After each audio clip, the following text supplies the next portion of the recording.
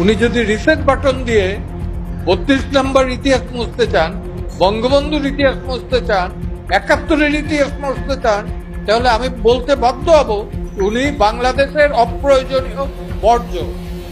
ওনার তো অতীত নাই, 71-এ ওনার কোনো অ্যাক্টিভিটি আমরা জানি না। 71-এর কোনো অ্যাক্টিভিটি নাই, এবং 5ই আগস্টের প্ল্যান উনি 4 বছর ধরে করছেন না 5 বছর ধরে করছেন, we don't know. He is a conspirator. হইতে পারে সে নোবেল লরেটি, হতে পারে উনি পণ্ডিত ব্যক্তি, হতে পারে উনি জ্ঞানী, হতে পারে উনি শিক্ষক, হতে পারেন উনি অনেক কিছু, অনেক বড়, কিন্তু ওই কথার ভিতর থেকে ওনার যেটা বের হয় যে রিসেট বাটন চাপ দিতে, তো রিসেট বাটন কিন্তু আমরাও চাপতে পারি, আমরাও রিসেট বাটন চাপ দিতে পারি। আমাদের জেনারেশন থেকে এবং পরের জেনারেশন থেকেও, ফিউচারের জেনারেশন থেকেও ডক্টর ইউনূসের নাম মুছে যাবে, তাতে তার কিছু আসে যায় না। বেসিক্যালি তো উনি American citizen, so far hour knowledge is concern. নরওয়ের সাথে ওনার খুব ভালো সম্পর্ক, এই দেশের সাথে না, এবং লেকচার টেকচার যা দিয়ে বেড়ানো ওই দেশেই দিয়ে বেড়ানো। তো দেখা যাক রিসেট বাটনে চাপাচাপির ভেতর থেকে উনি আমাদের ইতিহাস উল্টাই দেবেন না আমরা ওনাদের ইতিহাস উল্টাই দেব। আপনার মাধ্যমে আরেকটা কথা আমি বলি, উনি ছাত্র মারা গেছেন এটা যেমন বলছেন, সত্যি আমরা দুঃখিত, তার প্রতি আমাদের অবজ্ঞা নাই এই ছাত্রদের প্রতি। কিন্তু পাশাপাশি আমি আরেকটা কথা ক্লিয়ারলি বলি, পুলিশ কত মারা গেছে সেটাও আমরা জানতে চাই। 5ই আগস্টের পর থেকে পুলিশ কত মারা গেছে, কত আহত হয়েছে, সেটার একটা হিসাব আমরা জানতে চাই। একজন সিটিজেন অফ দ্য রিপাবলিক হিসাবে এইরকমের রিসেট বাটন চাইপা এই সব কিছু কিন্তু অতীত করা যাবে না।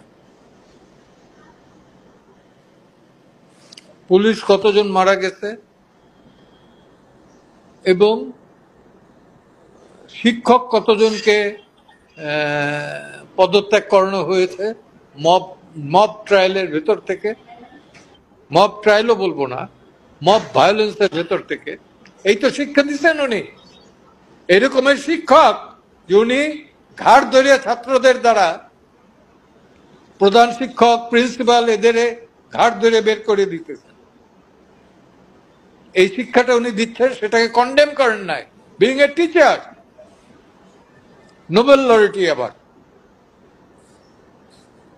ওনাকে দিয়ে অনেক ব্যবসা হবে, গ্রামীণ ব্যবসা হবে, আরো কিছু ব্যবসা হইতে পারে, কিন্তু দেশ পরিচালনা হবে না, এটা গ্যারান্টেড।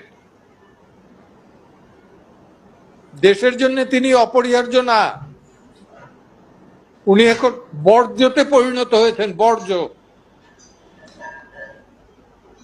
সরি টু সে, উনি যদি রিসেট বাটন দিয়ে 32 নম্বর ইতিহাস মুছতে চান, বঙ্গবন্ধুর ইতিহাস মুছতে চান, 71-এর ইতিহাস মুছতে চান, তাহলে আমি বলতে বাধ্য হব উনি বাংলাদেশের অপ্রয়োজনীয় বর্জ্য। যে ইতিহাস মুছতে আসবে 71-এর ইতিহাস অন্তত, সেটা টলারেবল না।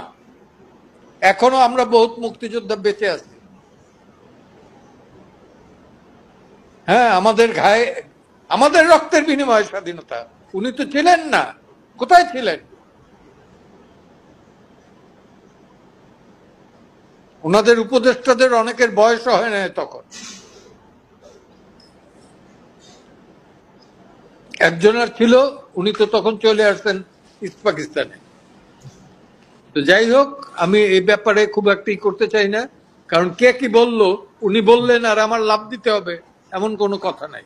না, রাষ্ট্রের সর্বোচ্চ জায়গায় থাইকে যদি তিনি একটা ইন্টারন্যাশনাল রাষ্ট্রের সর্বোচ্চ জায়গায় উনি নাই, ওনাকে বসানো হয়েছে, উনি বলছেন যে ছাত্ররা তাকে বসাইছে। উনি তো জনগণের প্রতিনিধিত্ব করেন না, ছাত্রদের প্রতিনিধিত্ব করেন। কোন ছাত্রদের?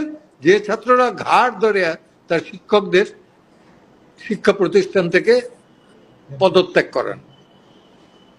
তাদের প্রতিনিধিত্ব করেন, আমার তো প্রতিনিধি না। ক্লিয়ার?